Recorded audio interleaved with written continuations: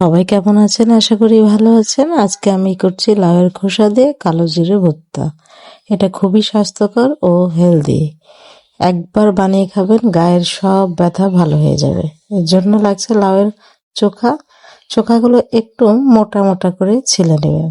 আর ভর্তাটা নরম হওয়ার জন্য একটি আলু, সবকিছু কুচি কুচি করে কেটে নেবেন। পানি দিয়ে ধুয়ে পরিষ্কার করে রেখে দেবেন। আলু একটু মোটা মোটা করে কাটবেন, কুচি করে লাউগুলো কাটবেন। পেঁয়াজটা এখানে আমি একটা গোটা লাউয়ের চোখার জন্য 2টা রসুন, ঝালটা নিজের ইচ্ছা মতন দেবেন এবং 3-4টা পেঁয়াজ দিবেন। পেঁয়াজও মোটা করে কাটলাম, রসুনগুলো গোটায় আস্তই আছে।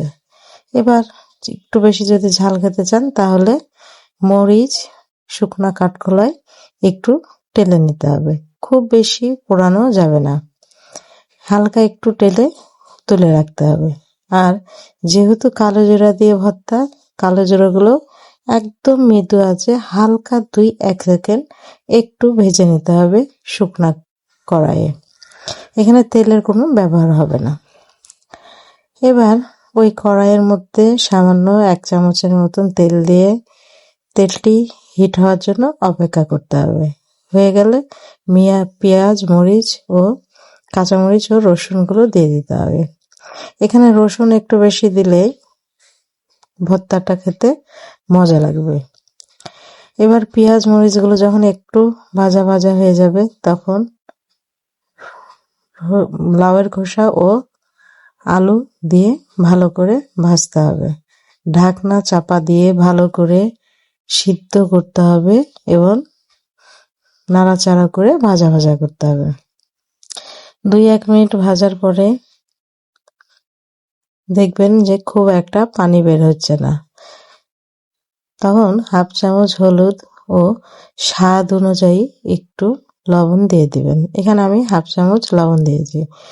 লবণটা দেওয়ার পরে একটু হালকা নরম হবে, তবে ঢাকনা দিয়ে যদি প্রয়োজন হয় সামান্য একটু পানি দিয়ে ঢেকে দিতে পারেন, তবে লবণ দেওয়ার পরেই পানিটি বের হবে।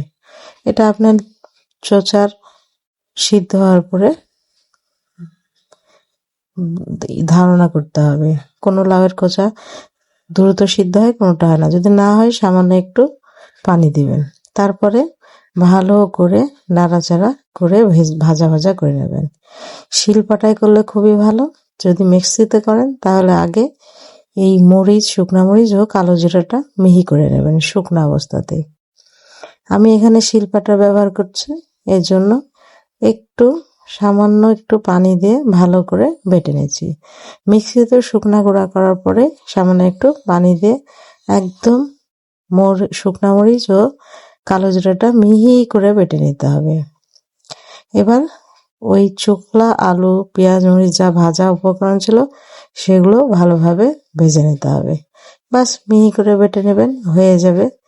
সবকিছু একসাথে মিশিয়ে নিয়ে সামান্য একটু সরিষার তেল উপর থেকে দিয়ে দিলেই হয়ে যাবে আমাদের অসাধারণ লাউ দিয়ে জিরার ভর্তা। সবাইকে ধন্যবাদ। যদি ভালো লাগে তাহলে লাইক করবেন, শেয়ার দিবেন ও সাবস্ক্রাইব করবেন। ধন্যবাদ সবাইকে আমার পাশে থাকবেন।